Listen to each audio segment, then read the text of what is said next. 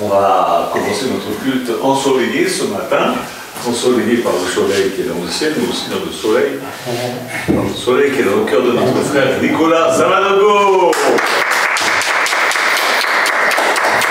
Il y a quelques jours qu'il est avec nous, nous sommes en train de préparer, viens.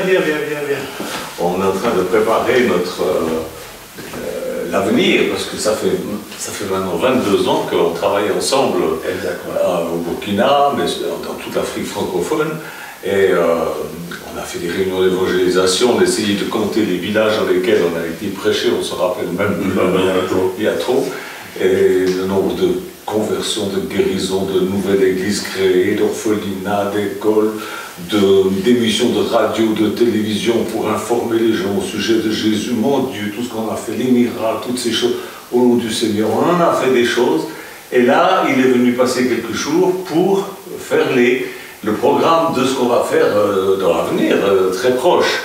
Et il a pris des contacts, je ne sais pas s'il va vous en parler, il a pris des contacts ici dans la région, et des hommes et des femmes dignes de confiance vont se joindre à nous pour faire encore des choses extraordinaires. Eh bien, je trouve que c'est très encourageant. Ton tout petit séjour chez nous de 5 jours, 4-5 jours, c'était une réussite, hein, d'accord, toujours, parce que c'est dirigé, c'est conduit par Dieu. Et ce matin, je te laisse toute la place, Dieu te bénisse. Tu peux prêcher comme en Afrique, en hurlant, et puis en parlant pendant 3 heures. Non, pas 3 heures. Les Français ne vont pas supporter 3 heures. Hein. En général, ils sont... En Afrique, ça peut durer 3-4 heures en culte, hein. Oui. Mais ici, c'est dur hein, de supporter 3-4 heures de... Et voilà, c'est comme ça, c'est chacun ses coutumes.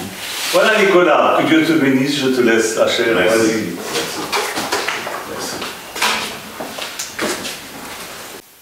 Donc, bonjour à tout le monde. Bonjour. Je suis très content d'être parmi vous. À chaque fois que Dieu me donne l'occasion de venir en Europe, je ne peux manquer de passer vous rendre visite parce que vous êtes une famille que Dieu a créée, une famille que Dieu a fait, une famille que Dieu a préparée pour moi. Donc, ceux qui ne connaissent pas totalement le témoignage, depuis 1994, c'était au mois d'août, où le Saint-Esprit m'a dit « Je t'enverrai dans le pays des Blancs ». Mais je ne connaissais pas de Blancs. Je n'avais pas de relation avec un Blanc. Je n'ai pas un parent qui vit dans le pays des Blancs. J'étais qu'un broussard.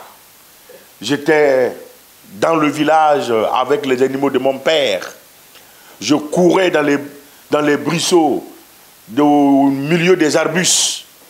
Mais Dieu me dit, je t'enverrai dans le pays des Blancs.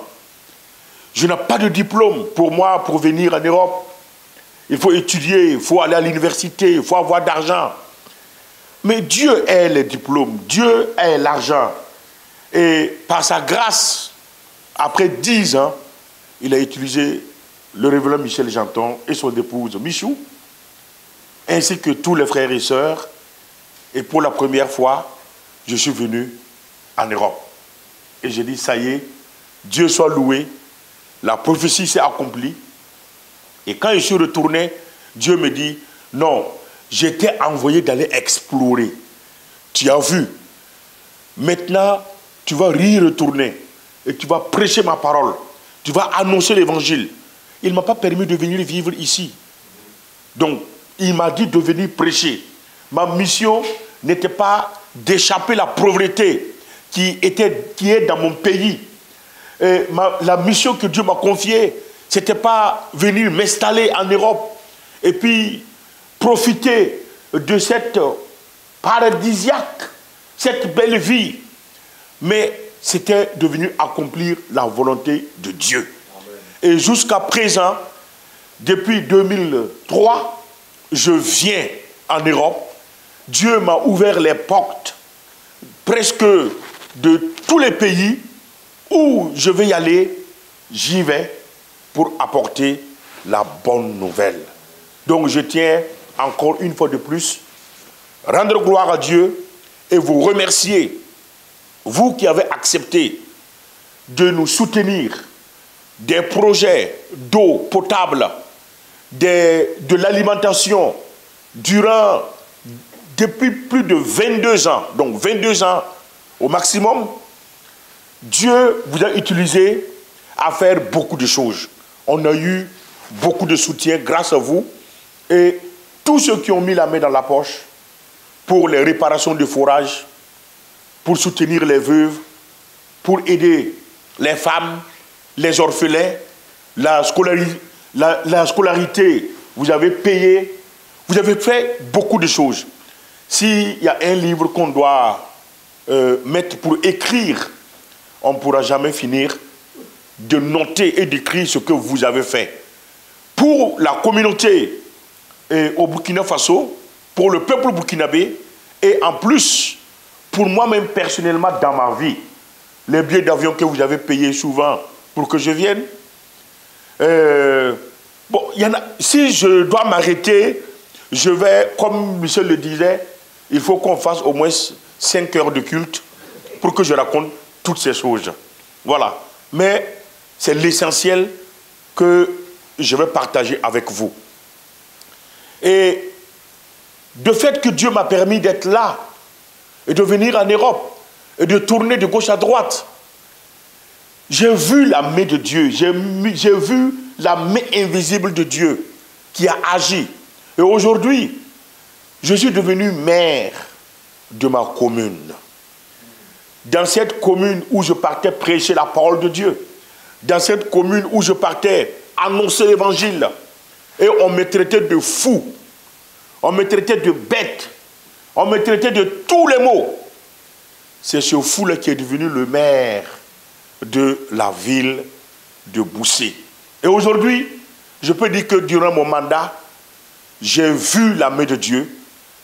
Boussé a été transformé. Boussé a changé. En matière d'eau potable, en matière d'infrastructure, en matière routier, j'ai vu la main de Dieu. J'ai vu comment Dieu il a agi. Et il faudra que je prenne carrément un dimanche juste pour faire uniquement que les témoignages. Parce qu'il y en a beaucoup. Chaque année, je construis une église. Chaque année, une église de 20 mètres sur 10. Donc, vous voyez combien ça donne. Ça peut prendre beaucoup de gens. Et là, actuellement, si je rentre, c'est mon église locale là, qui sera mise en place pour une construction qui va prendre à peu près 253 personnes. Et si Jésus ne revient pas vite, je ferai une église de 50 000 membres. Amen. Dieu voulant. C'est la foi. Donc ce matin, je voudrais m'entretenir avec vous la foi violente. C'est le thème que j'ai dans mon cœur pour partager en quelques lignes avec vous. Il y a la foi, mais je vais parler de la foi violente. Si notre foi n'est pas violente, nous allons manquer beaucoup de choses. La foi violente, ce n'est pas de la violence négative. Ce n'est pas de la violence physique. Ce n'est pas de la violence que nous pouvons utiliser de façon anarchique, de façon autoritaire. Non. Mais la foi violente, c'est la foi qui transforme. La foi qui change les situations dans notre vie personnelle, dans notre famille, dans nos activités, dans nos projets, dans ce que nous voulons entreprendre. La foi violente, c'est la foi qui t'amène à aller au-delà de l'imagination. La foi violente, c'est la foi qui te fait que les gens vont te qualifier de bête, de quelqu'un qui ne réfléchit pas, de quelqu'un qui est fou, de quelqu'un qui n'a pas toutes ses facultés nécessaires. La foi violente, c'est un mystère de Dieu. Ce n'est pas de la religion. Non. Ceux qui sont chrétiens, ceux qui disent qu'ils partent à l'église, mais ce n'est pas aller à l'église le problème. Ce n'est pas prendre la parole de Dieu. On peut prendre la Bible, lire la Bible comme si on lisait le Figaro. Comme si on lisait des informations dans la presse. Non. La foi violente va au-delà de ce que nous pouvons imaginer. Va au-delà de ce que nous pouvons penser. Va au-delà de ce que l'homme peut faire. La foi violente, c'est la foi qui est engagée. Donc, engager la foi violente pour un changement de situation surnaturelle. C'est ça la foi. Beaucoup de gens prennent Hébreux, chapitre 11, le chapitre de la foi. Oui, la foi, c'est une ferme assurance des choses que nous espérons, une démonstration de celles que nous ne voyons pas. Mais ça veut dire quoi? Dans la réalité, ça veut dire quoi? Engager la foi violente pour un changement de situation surnaturelle. Nous sommes chrétiens, nous devons être des visionnaires. Nous devons être des gens qui sont capables de voir et de percer le surnaturel. Nous ne devons pas être limités. Alors que la foi va au-delà des limites des hommes. Donc, toutes les personnes qui ont une foi violente sont prêtes à changer le monde et à changer eux-mêmes. Et une fois que eux-mêmes ils sont changés, ils peuvent aller maintenant changer le monde. Donc, la foi violente transforme, change. Quand nous prenons par exemple Pierre, l'apôtre Pierre n'était pas, on ne l'appelait pas Pierre, on l'appelait Simon. Simon c'est quoi? C'est la peur. Simon c'est quoi? C'est l'incapable. Simon c'est quoi? C'est le peureux, l'homme qui n'était pas capable de se tenir devant quelqu'un. C'était un chochotte. Voilà. Donc ça c'était Simon. Mais au moment où il a rencontré Jésus, au moment où il est devenu Pierre, il est devenu un agent de changement. Quand Simon a rencontré Jésus par la foi, il a été changé, il est devenu une pierre. Et la pierre, c'est pas n'importe quelle pierre. C'est le roc, le granit. C'est la pierre la plus forte. La pierre qui a une puissance. Tant que tu n'es pas fortifié, tu ne peux pas avoir la foi violente. Tant que tu n'es pas fortifié. Mais Pierre, Simon, qui a été fortifié en Jésus, sa foi a changé. De fait qu'il était, il a rencontré le Christ, il a été fortifié, et en ce moment, sa foi a changé, sa situation a changé. Si ta foi manque de preuves, elle est fausse. Une fois où il n'y a pas de preuves, il n'y a pas de preuves. J'ai la foi, mais il n'y a pas de preuves. Paul dit, montre-moi ta foi, et je te montrerai ma foi avec les... Alléluia, que Dieu te bénisse ma soeur. Mais voilà. À quoi ça sert de dire, j'ai la foi? Mais oui, tu as la foi. Mais comment tu peux me montrer ta foi? La foi doit être matérialisée. Si la foi n'est pas matérialisée, elle est vaine, elle est sans effet, elle n'a pas de sens, elle n'a pas de puissance. Cette foi n'a rien à voir avec la foi en Christ. Amen. La foi est la démonstration. C'est la démonstration. La Bible dit que la foi, c'est une démonstration. Mais si tu n'as pas quelque chose à démontrer, mais comment tu vas dire que tu as la foi? Non, mais je m'excuse. Il faut démontrer. Il faut faire une démonstration. Quand quelqu'un dit qu'il est fort en mathématiques, mais on connaît le maçon au pied du mur. Non, je suis un maçon. Moi, je construis. Il n'y a pas de problème. On ne discute pas trop. Voilà. Prends les briques. Commence à construire. Mais quand on va voir que le mur n'est pas droit, on saura que tu n'es pas un bon maçon. La foi qui change les hommes, c'est la foi qui peut changer le monde.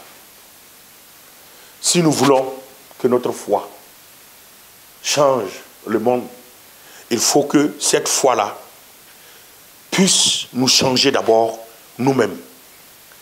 Donc, depuis le temps de Jean-Baptiste, quand nous prenons la parole de Dieu, depuis le temps de Jean-Baptiste, nous pouvons voir que le royaume de Dieu souffle de violence.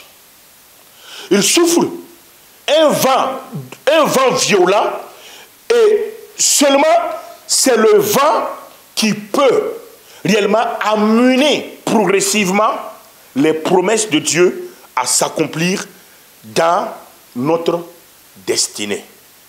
Jean-Baptiste, depuis le temps de Jean-Baptiste, c'est par la foi qu'il a prêché, qu'il a annoncé l'évangile et qu'il a baptisé le Christ lui-même. Nous lisons dans 1 Timothée,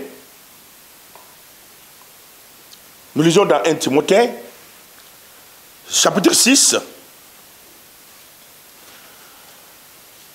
1 Timothée 6, à partir du verset 12. Donc 1 Timothée 6, le verset 12. Donc qu'est-ce que la Bible nous dit dans ce sens-là? Le verset 12 nous dit: combat le bon combat de la foi, saisis la vie éternelle à laquelle tu as été appelé et pour laquelle tu as fait une belle confession en présence d'un grand nombre de témoins. Il dit à Timothée: combat le bon combat. Donc la foi, c'est un combat.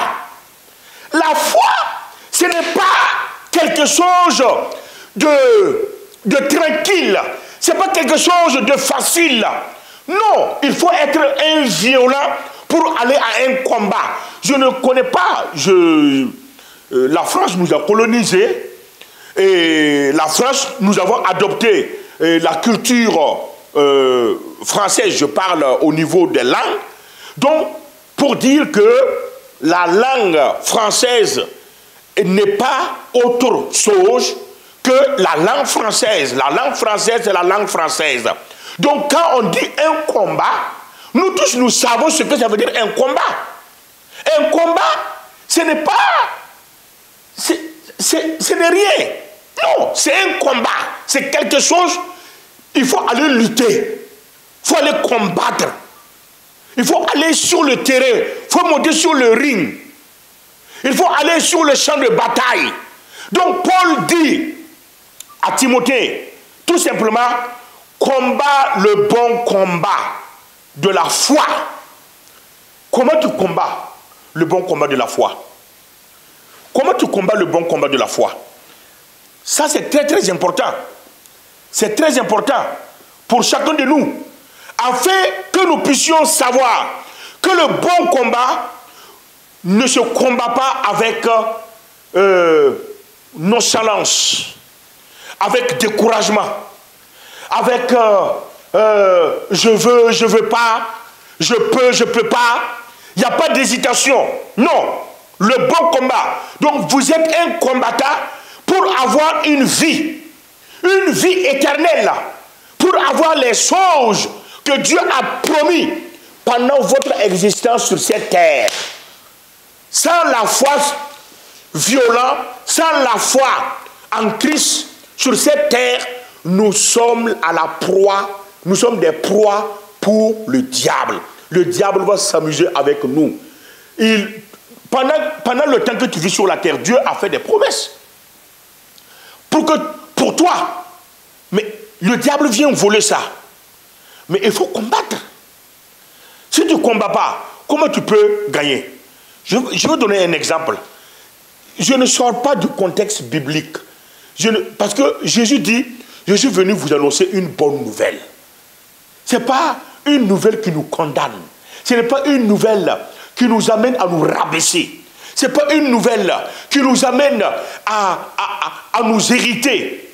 Non, c'est une bonne nouvelle. C'est une nouvelle qui réjouit le cœur. Une nouvelle qui nous donne de la pêche. Pour que nous puissions être réveillés et foncer, aller de l'avant. Quand tu entends qu'on vient te dire la banque t'appelle parce que tu as fait des bénéfices, voilà ce que tu as. Mais tu es content. Tu reçois par la poste une lettre qui dit que voilà, tu seras décoré par le président de la République. Mais ça, c'est une bonne nouvelle là. Et tu es content. Voilà, ou bien on t'appelle, on te dit, voilà, tu as gagné une voiture. Mais tu es content. Voilà, donc un exemple de la foi violente. Quand je prends la femme avec le juge, la Bible nous dit que cette femme-là, elle s'est levée aller voir le juge. Parce qu'elle voulait que le juge puisse prononcer le droit sur son champ. Mais elle est arrivée, elle a tapé, le juge ne s'est pas réveillé. Jésus dit que cette femme est retournée de nouveau. Et puis elle a tapé encore. Mais imaginez, je m'excuse, je n'ajoute rien, je ne retranche rien, mais c'est typique Nicolas Sawadgo. Je me dis que la femme était au moins à 500 km du juge. Bon, juste pour y manger. Juste pour nous faire un peu balader dans le message. Donc la femme est à 500 km. Mais de 500 km, elle vient voir le juge. Le juge ne veut même pas s'occuper d'elle. Elle retourne, elle revient de nouveau encore. Le juge ne veut même pas s'occuper d'elle. Elle repart, elle revient encore. Mais c'est un combat. Elle était en train de combattre. Et par fini, Jésus dit que même le juge qui a un cœur incrédule, dur, il s'est levé à arranger le problème de la femme afin d'avoir la paix. Alléluia. Amen. Ça, c'est la foi violente. Si sa foi n'était pas violente, elle n'allait pas pouvoir arriver à ce niveau-là. Donc, la femme avec le juge, c'est la foi qui ne laisse pas partir. C'est-à-dire, tant que je n'obtiens pas, mon frère Olivier, tant que je n'obtiens pas, je ne laisse pas. Non, je suis décidé. Je suis décidé. Il faut que le juge se lève. Il faut que le juge me rende justice. Il faut que le juge sache que je suis une femme. Les femmes qui ne sont pas considérées, les femmes qui sont marginalisées. Non!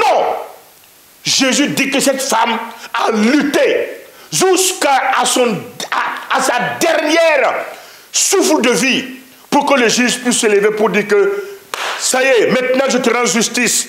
Et elle a reçu la justice. Elle a été glorifiée. Elle a été couronnée. Mais c'est pour dire que si cette femme-là, elle était là, oh, mais le juge ne veut pas m'écouter. Je suis allé voir le juge, mais le juge, il s'en fout de moi. Surtout qu'en Israël, les femmes n'étaient pas considérées. Comme chez nous aussi, dans notre ethnie, les Moussi, les femmes n'ont pas droit à la parole dans la société. Non, ça c'est une erreur. Pour moi, c'est une erreur. La femme a toujours quelque chose à dire. Paul l'a dit, sans la femme, l'homme n'est rien. Sans l'homme, la femme n'est rien. Donc les deux se complètent. Amen. Amen. Vive les femmes. Amen. Alléluia. Vous voyez, je m'excuse, ce n'est pas pour jeter des fleurs. Non, je ne veux pas jeter des fleurs à qui que ce soit. Voilà, il y a des fleurs sur la table. Donc, bon, chez nous, je ne veux pas jeter des poulets pour les femmes. Parce que chez nous, les femmes aiment les poulets. Si tu amènes une fleur, mais dis-moi, qu'est-ce que je fais avec ça? Mais tu amènes un sachet noir avec un poulet rôti, un poulet télévisé. Mais là, elle est contente.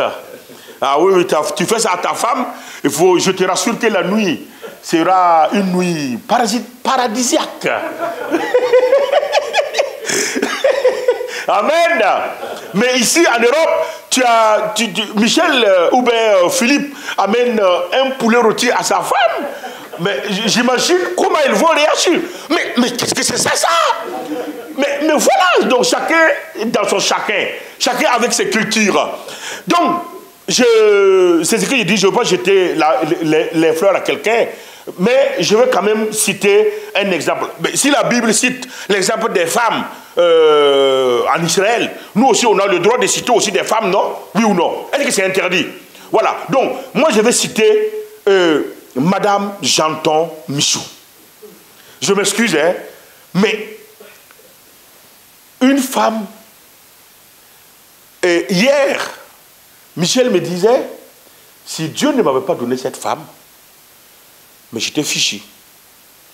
Mais au moment quand Michel me disait ça, j'ai failli parler, mais je me suis retenu. Parce que je ne voulais pas parler. Je me suis retenu. Parce que depuis 20 ans, plus de 20 ans, j'ai vu comment Michou, comment elle gère les choses, comment elle fait. J'avais mal aux pieds, parce que j'avais mal marché. J'ai fait la photo, j'ai envoyé à Michel. Mais à travers la photo, elle regarde et elle me dit quelque chose que le docteur m'a dit, même chose. Bon, j'ai failli dire que, bon, elle voit, hein, la Michou. Mais non, mais elle est cadrée dans sa tête. Je ne la jette pas des fleurs, je dis ce qui est juste. Je vois comment elle se bat quand on doit envoyer de l'argent au Burkina. Comment elle se bat pour que réellement ça arrive. Et elle doit s'élever, chercher. Elle doit... Mais ça, c'est une foi violente. Et sache que tu seras récompensé. Dieu te récompensera. Ça, j'en suis sûr et certain. C'est comme Raphaël, le gitan, l'a bel et bien dit. Michel a eu quelque chose qui est bien, mais Michou, ah non, mais c'est grave. Voilà. Je confirme. Que Dieu te bénisse. Nous lisons, si nous lisons dans Luc 18, verset 1 à 8, nous allons voir l'histoire de cette femme-là qui est allée vers le juge pour toutes ces choses-là. Donc, tous les enfants de Dieu appartiennent à la famille de la tribu de Juda. Oui ou non? Ce que la Bible dit. Jésus nous appelle ses frères. N'est-ce pas? Et Jésus fait partie de quelle tribu? La tribu de Juda. N'est-ce pas? Alors que la tribu de Juda, c'est la tribu du lion. Vrai ou faux? Ok. Si Jésus nous appelle ses frères, nous lisons dans Hébreux 2:11, Jésus nous appelle ses frères et qu'il fait partie de la tribu de Juda. Et il t'appelle frère, il t'appelle sœur. Ce qui veut dire que toi aussi, tu fais partie de la tribu de Juda. Donc, de la tribu de lion. Donc, ça veut dire que tu es aussi un lion. Alléluia. Donc, tu es un lion. Mais alors que le lion, c'est l'animal la plus féroce parmi tous les animaux. Un lion est capable de tuer un éléphant. En un clin d'œil, il attrape rare c'est parti. Et quand les lions rugissent, tous les animaux qui sont là ont peur. Chacun se cherche. Donc, ce qui veut dire que toi, tu fais partie de la famille, de la tribu de Juda, de la tribu du lion. Donc, tu es un lion. Est-ce que les lions, quand les lions rugissent, quand le lion vient, il vient en majesté, il vient en puissance, il vient en force. Quand le lion vient, mais tu sais que c'est le lion qui arrive. Mais c'est la foi. Donc, tu ne peux pas être un frère ou une sœur de lion sans être un lion. C'est pas possible. Non, ce n'est pas une théorie. Ce n'est pas de la théorie que je fais. C'est biblique.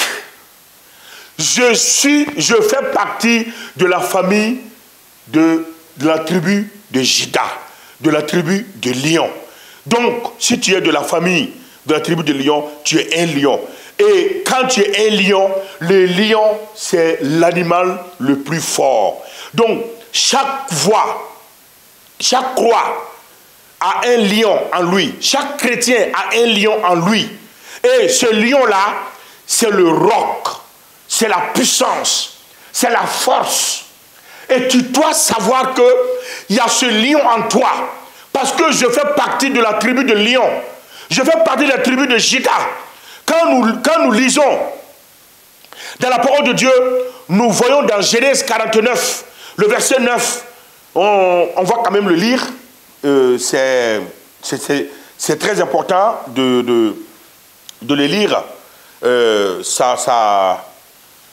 Souvent, c'est bien de vérifier ce que la parole de Dieu nous dit. Donc, Genèse 49, nous lisons le verset 9. Il dit, Juda est un jeune lion. Tu reviens du carnage, mon fils. Il ploie des genoux. Il se couche comme un lion, comme une lionne. Qui le fera lever? Hey! Qui fera lever le jeune lion ou la jeune lionne? Non. Tu fais partie de la tribu de Juda. Et la Bible est très claire et nette. Juda est un jeune lion. Tu reviens du carnage. Amen. Amen. Mon fils, il ploie les genoux. Il se couche comme un lion. Nous marchons comme un lion. On se couche comme un lion. On parle comme des lions. Nous mangeons comme des lions. Nous parlons comme des lions. Nous agissons comme des lions. Je suis un lion. Tu es un lion. Nous sommes des lions. Des lions de la tribu de Juda. Amen. Alléluia.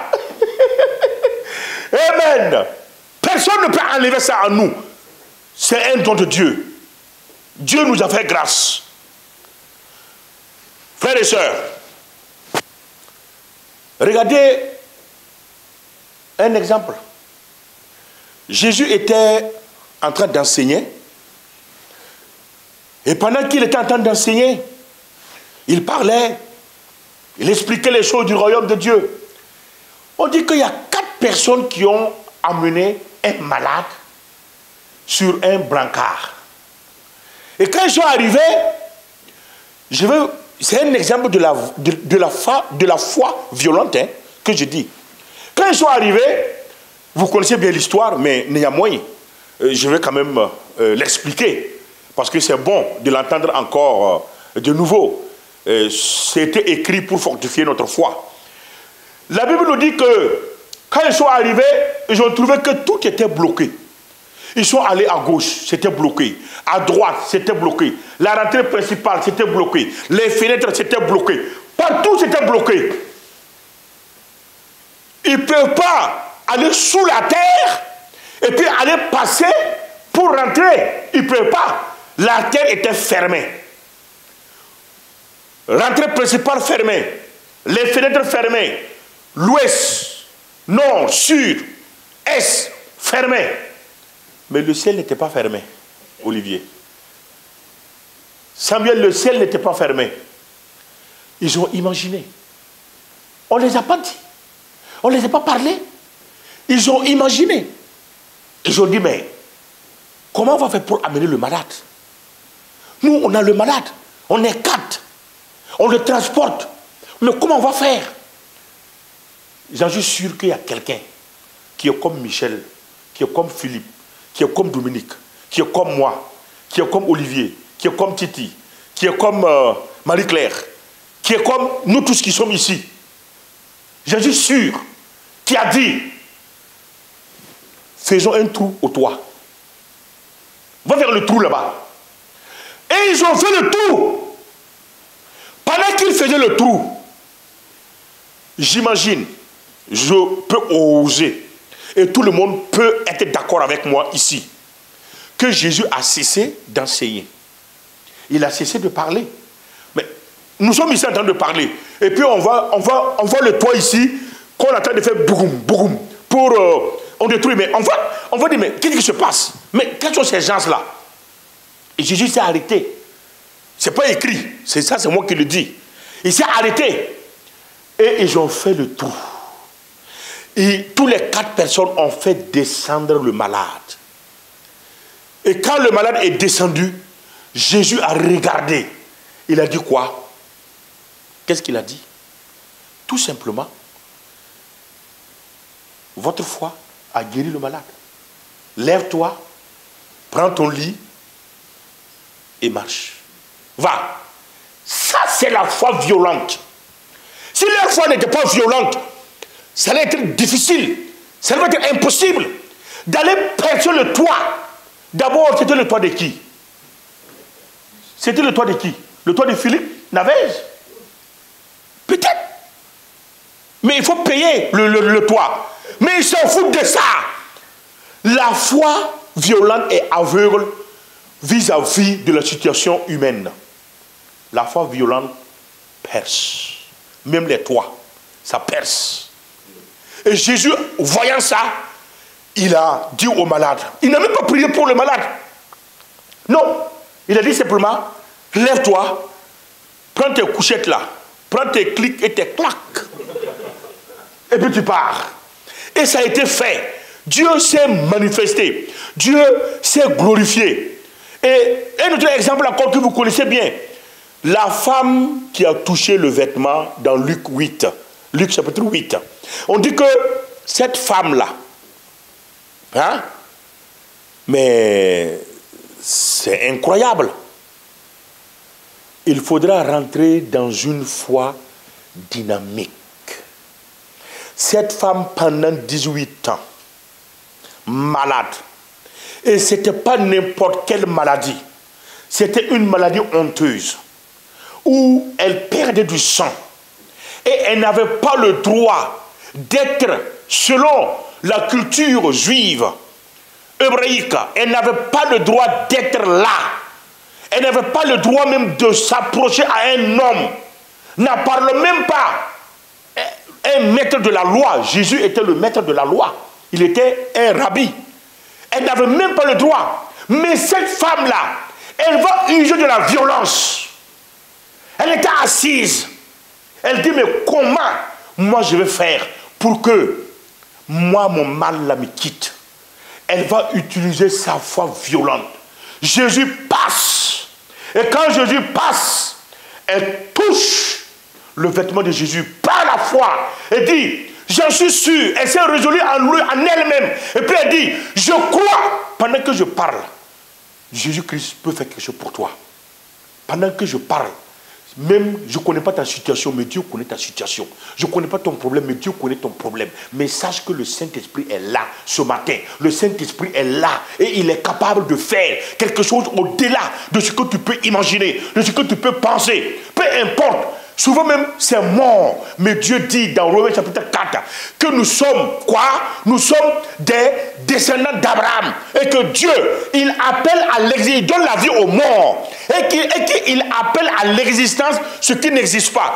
C'est-à-dire du néant, Dieu peut faire venir quelque chose. Et c'est clair.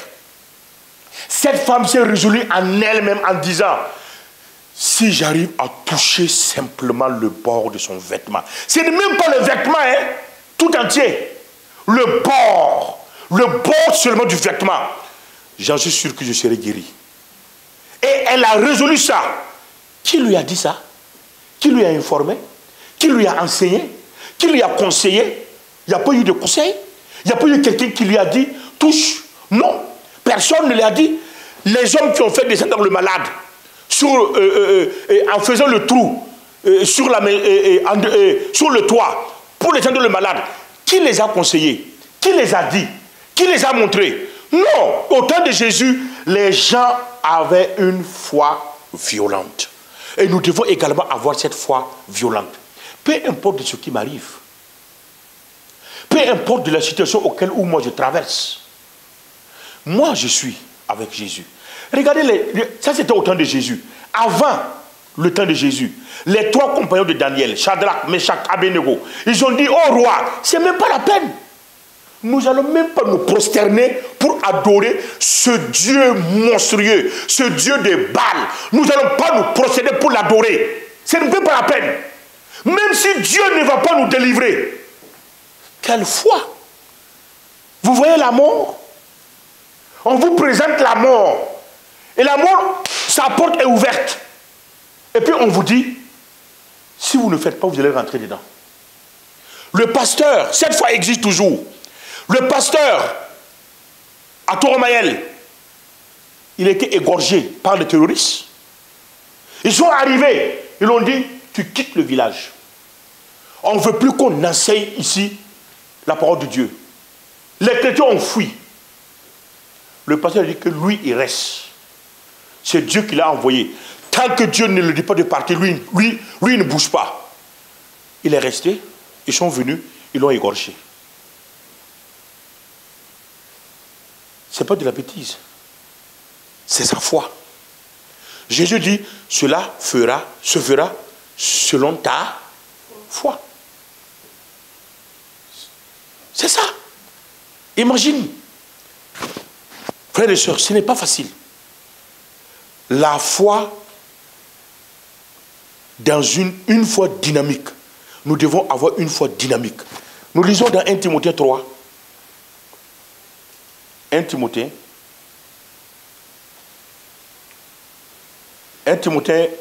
chapitre 3, à partir du verset 9. Qu'est-ce que dit la parole de Dieu? 1 Timothée 3, 9, il dit, mais ils ne feront pas de plus grands progrès, car leur folie sera manifestée pour tous, comme le fut celle de ces 2 hommes. Pour toi, tu as suivi de près mon enseignement, ma conduite, mes résolutions, ma foi, ma douceur, ma charité, ma constance, mes persécutions, mes souffrances. À quelle souffrance n'ai-je pas été exposé à Antioche, à Icône, à Lystre? Quelle persécution n'ai-je pas supporté? Et le Seigneur m'a délivré de toutes. Alléluia. Gloire à Jésus. Ici, je n'ai pas besoin de faire de commentaires. Parce que c'est du français. Et vous comprenez le français parce que vous êtes français. C'est dans votre langue. Nous, on a appris le français. On n'est pas né avec le français. Nous, on l'a appris. Donc, je me vois un peu maladroite de venir expliquer le français à des Français. Non. Donc, ce qui est écrit, c'est du français. Et c'est clair. Donc, la foi est un mystère qui nous permet d'avoir la maîtrise et non un principe des Écritures. La foi n'est pas un principe des Écritures. Non, mais la foi, c'est un mystère. C'est tout un mystère qui nous permet d'avoir la maîtrise de nous-mêmes. Que tu saches qui tu es. Que tu saches comment tu es. C'est ça, la foi. Donc, quand je prends ma deuxième fille, à 7 mois, qu'elle a accouché. Mais quand on est arrivé à l'hôpital, on nous a dit, il faut opérer, il faut que ce soit par césarienne. Ils m'ont montré le battement cardiaque de l'enfant et la fille du docteur, le président Jean-Baptiste, il était président de la Haute-Volta avant la Révolution. C'était sa fille qui devait accoucher mon épouse. Et elle me dit, tant que vous ne faites pas rapidement, l'enfant va mourir et sa maman aussi va mourir. Ou je vous envoie dans la grande hôpital. Et là-bas, si vous arrivez là-bas, ça sera grave. Mais pour faire l'opération, il faut au moins 2500 euros. C'est où tu veux que je trouve 2500 euros? Où je veux trouver cet argent? Elle dit, mais vous décidez, ou je vous envoie là-bas. Parce que là-bas, ça va être gratuit. Mais à vos risques et à vos périls. J'ai dit à la dame, j'ai dit non. Nous, on va rester ici. Mais elle va accoucher. Elle me dit, hey, moi aussi je suis chrétienne. Hein? Je dis oui, je dis vous êtes chrétienne. Mais moi, je suis chrétien avec la foi. J'aimerais demander une salle. Elle m'a donné une salle. Je suis rentré dans la salle. J'ai commencé à prier. J'ai pris autorité une fois. Et en ce moment, elle avait laissé Sally sur la table d'accouchement. Seule. Et puis elle est sortie, aller dans son bureau. Et elle était seule en train de crier. Ma soeur et ma belle-sœur étaient dehors. Elle était seule dans la salle d'accouchement. Et j'entendais ses cris. Et quand j'ai demandé la salle, elle m'a donné la salle, je suis rentré, je me suis enfermé. J'ai pris autorité une fois. J'ai dit au nom de Jésus qu'elle accouche seule maintenant. Il dit, tout esprit ne peut pas empêcher cela. Je déclare la défaite de Satan. 2 fois. 3e fois, j'ai entendu le bébé crier. Et elle a quitté dans son bureau. Sans gants, sans chaussures. Elle a pris l'enfant avec le sang comme ça. Et puis elle tremblait. Elle tremblait. Elle dit, mais je n'ai jamais vu ça. C'était la foi violente.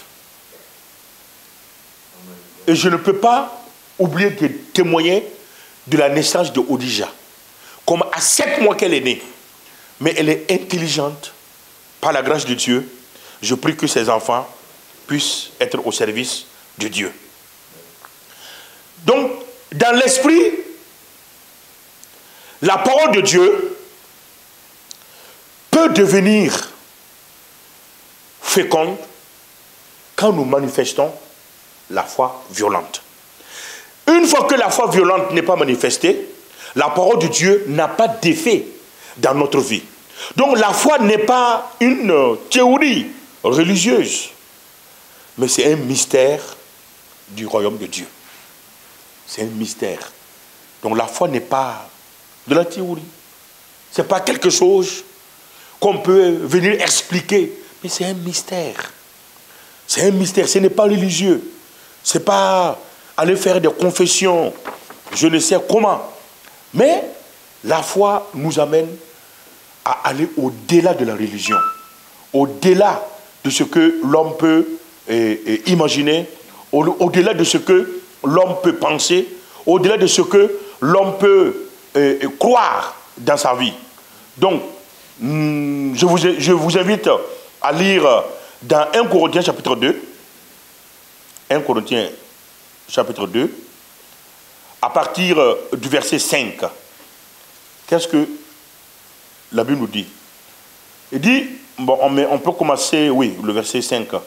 Afin que votre foi fût fondée, non sur la sagesse des hommes, mais sur la puissance de Dieu. Voilà.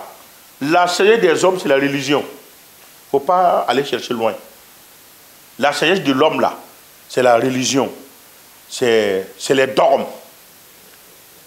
Mais, Paul dit aux Corinthiens que votre foi doit être fondée sur la puissance de Dieu. Amen. Cependant, ce n'est une sagesse que nous prêchons parmi les parfaits, sagesse qui n'est pas de ce siècle, ni des chefs de ce siècle qui vont être anéantis. Nous prêchons la sagesse de Dieu, mystérieuse et cachée, que Dieu, avant les siècles, avait destinée pour notre gloire. Sagesse qu'aucun des chefs de ce siècle n'a connue, car ils l'eussent connue, ils n'auraient pas crucifié le Seigneur de gloire. S'ils avaient connu cette sagesse, ils n'allaient pas chercher à crucifier le Seigneur de gloire, qui est Jésus-Christ de Nazareth. Non. Donc nous ne prêchons pas la sagesse des hommes. Parce que, tout simplement, la Bible, elle est très claire. La sagesse, la foi est fondée sur la puissance de Dieu. Si ta foi n'est pas fondée sur la puissance de Dieu, elle n'est pas démonstrative, elle n'a pas de sens. Il faut que la foi puisse avoir de sens, bien nourri, qui peut nous permettre réellement de vivre d'une manière décente, d'une manière contrôlée, d'une manière claire. Dans Romains chapitre 1, le verset 16, qu'est-ce que dit la parole de Dieu pour nous? Romains 1, 16. On va voyager un peu dans la parole de Dieu. Il dit, car je n'ai point honte de l'évangile.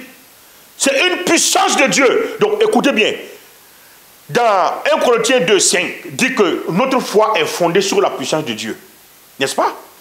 Maintenant, dans Romains, il dit simplement que car je n'ai point honte de l'évangile. C'est une puissance de Dieu pour le salut de quiconque croit, du juif premièrement, puis du grec. Amen.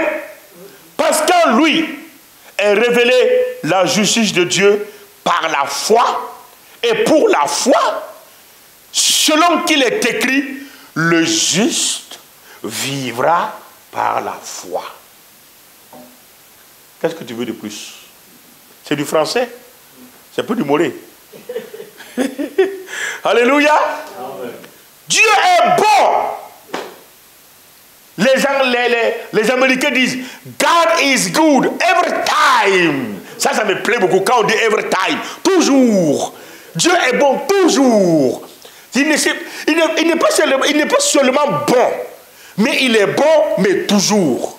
Mais nous les Français, oui, je suis français parce que je suis en France. Voilà.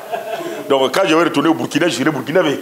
Mais pour le moment, je suis français. Parce que si quelque chose m'arrive dans le territoire français, mais c'est les Français qui doivent se mettre. Voilà, donc je suis français. Donc nous les Français, on aime dire Dieu est bon. Et puis on se limite à là. Dieu est bon. Même chez nous en Afrique, oui, on a mis à Songo, on a mis à Swama. Et puis ça s'arrête là. Dieu est bon, on a mis à Swama. Et ça s'arrête là. Mais les Américains sont allés au-delà. Dieu est bon. God is good every time. Voilà. Donc, ils ont ajouté pour toujours. Donc, ensemble, Dieu est bon pour toujours. Alléluia. Amen. Amen. Que son nom soit béni ce matin. Au nom de Christ Jésus de Nazareth. Donc, je peux dire que la foi c'est le certificat. C'est le diplôme. C'est le diplôme de notre vie spirituelle.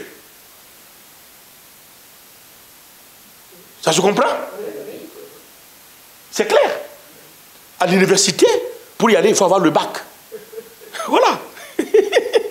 Notre vie spirituelle, notre bac, c'est la foi. Donc, la foi, c'est la parole de Dieu qui se confirme en puissance, en force. La foi n'est pas une force gentille ou calme. Non. Non. Non. Non. La foi n'est pas gentille. Elle n'est pas calme. Elle est violente. Elle est violente. Même si tu vas retenir seulement que ce mot-là. La foi n'est pas calme. Elle n'est pas gentille. La foi ne connaît pas la gentillesse. Non, la foi, c'est-à-dire, c'est la violence. Tant que je ne reçois pas, tant que je n'obtiens pas, tant que je ne prends pas ce que Dieu m'a promis, il n'y a pas question que je lâche. Tant que ce juge-là ne me rend pas justice là, il n'y a pas question que je laisse. Je ne laisserai jamais. Non, nous allons ouvrir le toit pour descendre le malade pour que Jésus-Christ puisse le guérir. Je sais que si je touche seulement le bord de son vêtement, je serai guéri. La foi est violente. Elle n'est pas calme. Elle n'est pas gentille. Non. C'est une foi violente. Donc, nous lisons dans Marc 2. Nous allons voir cela. Donc, c'est une logique. Une logique. C'est une arme spirituelle. La foi est une arme spirituelle. J'aimerais demander à la musique de lire Éphésiens chapitre 6. Éphésiens chapitre 6.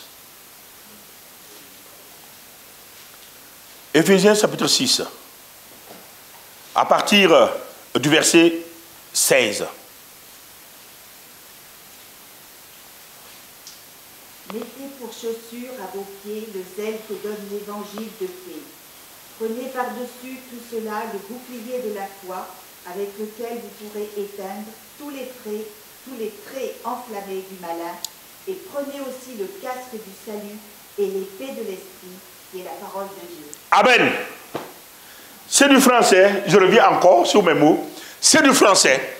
Donc, surtout le verset 16 qui dit, de la lecture que Michou a fait, prenez par-dessus tout cela le bouclier de la foi. Donc, c'est le bouclier de la foi qui fait quoi? Qui fait éteindre les traits enflammés de l'ennemi. Les traits enflammés de Satan, des démons. Une fois en Afrique, on a dit à Michel de prier pour une femme qui était malade. Et quand il a prié pour cette femme, il y a quelque chose qui est sorti de la femme et rentré sur la main de Michel. Tu te souviens? Et moi j'étais là, c'est moi qui interprétais. Et Michel il a dit, au nom de Jésus, c'est sorti. Mais c'est par la foi. Sinon, cette chose allait posséder son bras. Et puis c'était la catastrophe. Mais par la foi, il a éteint les traits enflammés de Satan. Et ça, c'est très important. Donc, la foi nous garantit notre victoire sur les forces invisibles. La foi nous garantit notre victoire sur les forces invisibles. Et ça, c'est quelque chose qui est extraordinaire. La foi, c'est une clé. C'est une clé principale pour un monde de possibilités. La foi, c'est une clé principale pour un monde de possibilités. Tant que tu n'as pas cette clé, le monde sera impossible. Et il a dit simplement, toute situation, tout est possible à celui qui croit. Donc, la foi, je peux dire que la foi, elle est illimitée. Souvent, nous avons des connexions où ils disent connexion illimitée. Donc, la foi est illimitée. Elle n'a pas de limite. La foi rentre partout. Elle passe partout. Là où personne croit que ce n'est pas possible. Vous voyez, quand tu me vois ici, en train de parler devant vous, mais je suis une foi inébranlable. Moi, de fait de me voir ici, tu vois la foi. Je n'ai pas de diplôme, Olivier. Samuel, je n'ai pas pu être à l'école plus longtemps. Mais regarde ce que Dieu a fait pour moi. Je vais aux États-Unis. Je vais en Asie. Je vais en Asie mineure. Au Koweït. À Dubaï. Je tourne en Afrique. Je tourne en Europe. Il y a des gens qui ont des diplômes. Qui ont l'argent. Mais ils ne peuvent rien. Mais regardez, avec cette pandémie de Covid, je tourne. Mais je tourne par la foi. Les gens disent, mais tu es fou. On dit que le coronavirus tue. Maintenant, on dit maintenant qu'il y a Omicron. L'autre jour encore, ils ont dit non, que c'est Delta Micron. Mais on ne va jamais finir Mais, peu importe. Dieu m'a dit d'aller prêcher l'évangile. Je vais y aller prêcher l'évangile. Je vais prêcher l'évangile. Et grâce à la prédication de l'évangile, voilà que hier, avec Michel et Philippe, on a discuté. J'ai expliqué les situations de la commune de Boussé. C'est par la foi que j'ai parlé. Et Philippe mettait des réserves. Moi, dans mon cœur, je disais, ça, ce n'est pas un problème. Il faut m'amener simplement là-bas. Et quand on est arrivé, Philippe me dit, non, j'ai préféré le laisser faire. Selon, hier, pendant que j'étais en train de faire le test du PCR, Philippe me disait, non, mais à un moment donné, j'ai dit, non, je veux te laisser faire parce que tu es fait pour ça. Et quand j'ai commencé, tout le monde était emballé. On dit, Philippe, tu vas avec lui, vous faites les projets. Mais on a l'argent, faites beaucoup. Voilà, pour que réellement, on puisse financer. Et le président, il me dit, monsieur le maire, nous on a l'argent, mais on ne veut pas nous faire une fortune. On veut les dépenser pour aider les gens. Faites les projets les plus urgents, les plus immédiats, pour qu'on puisse répondre. Et après, maintenant, on va faire. Et j'ai dit, je demande à ce que vous envoyez quelqu'un. Je ne voulais pas dire, envoyez Philippe. Parce qu'il est venu avec moi. Donc, je ne vais pas dire ça. Mais j'ai insisté. Et sur place, ils ont dit, ben oui. Et il y a le nommé Olivier, le second de M. Serge, qui dit, bon, mais c'est risqué. Il y a le terrorisme là-bas. J'ai dit, oui, il y a le terrorisme, mais nous vivons là-bas. Et Philippe dit, non, moi je peux y aller. Il dit, ah bon, tu peux y aller, Philippe? Il dit, oui, je peux y aller. Ah bon, d'accord, donc il n'y a pas de souci. Amen. Ça a été fait. C'était la foi violente hier. Mon frère Philippe, c'est vrai ou c'est faux? Il fallait user de la foi violente. Moi, j'étais conscient que quelque chose pouvait se passer. J'étais conscient que Dieu pouvait faire quelque chose. Et voilà, bientôt, on aura des projets grâce à vous. C'est grâce à vous. C'est la foi violente. C'est Dieu qui fait ça. Frères et sœurs, pour terminer, tout est possible. Toute situation est révertible par la foi. Toute situation est révertible par la foi. Peu importe ta situation, peu importe de ce qui peut arriver, sache que la foi est capable de renverser les forteresses et de manifester la gloire de Dieu. Amen. Tiens-toi debout, nous allons prier. Alléluia. Gloire à Jésus. Gloire à Dieu. Que le nom de l'Éternel soit béni ce matin. Seigneur, ce matin, je m'approche devant ton trône de gloire pour exprimer ma reconnaissance, pour dire merci, parce que tu nous as communiqué la foi depuis la croix de Golgotha. Et ce matin, je te prie pour mes frères et sœurs, au nom puissant de Christ Jésus, qu'à travers ce message, que nous soyons fortifiés. Fortifiés dans ce monde perdu, dans ce monde troublé, dans ce monde auquel où les dirigeants ne savent plus quoi faire. Mais avec toi, Seigneur, nous vivons dans le surnaturel. Bénis les frères et sœurs qui sont ici. Bénis le révérend Jeanton, Seigneur, par ta grâce et par ta puissance. Bénis toute sa congrégation. Que nous puissions marcher par la foi et non par la vue. Que nous puissions, Seigneur, exprimer notre foi à travers la parole. Parce que la foi exprimée sur la puissance de Dieu. Père de gloire et de paix, merci de bénir ce culte. Merci de bénir chacun de nous par la foi. Au nom de ton Fils Jésus-Christ de Nazareth. Amen. Je prie en même temps pour tous ceux qui ne se sentent pas dans leur corps. Et par la foi, que Dieu puisse rendre justice.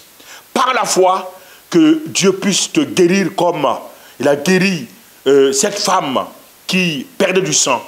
Seigneur, ce matin, en ton nom Jésus, je déclare maintenant la guérison par la foi dans la vie de tous ceux qui sont ici présents. Que la main puissante de Dieu puisse les toucher. Et si quelqu'un est là ce matin et qu'il lui manque de foi, je demande que le Saint-Esprit de Dieu puisse réellement toucher et fortifier cette personne, pour que sa foi puisse augmenter, pour que sa foi puisse être fortifiée. Au nom de Jésus, je proclame au nom de Christ Jésus que tous les traits enflammés de l'ennemi soient brisés. Et que, Seigneur, le feu du Saint-Esprit accompagne ton peuple, guérit ton peuple, exauce ton peuple et manifeste ta gloire et ta puissance. Merci, Seigneur, pour la santé de ton serviteur, le révérend Michel Chanton. Merci, éternel Dieu, parce qu'il a encore la mission à effectuer en Afrique, la mission à prêcher pour des gens, enseigner pour des gens avec son épouse. Père, que ta grâce repose sur eux, au nom puissant de Christ Jésus. Tu peux dire Amen. Amen. Alléluia. Que Dieu vous bénisse au nom de Christ Jésus.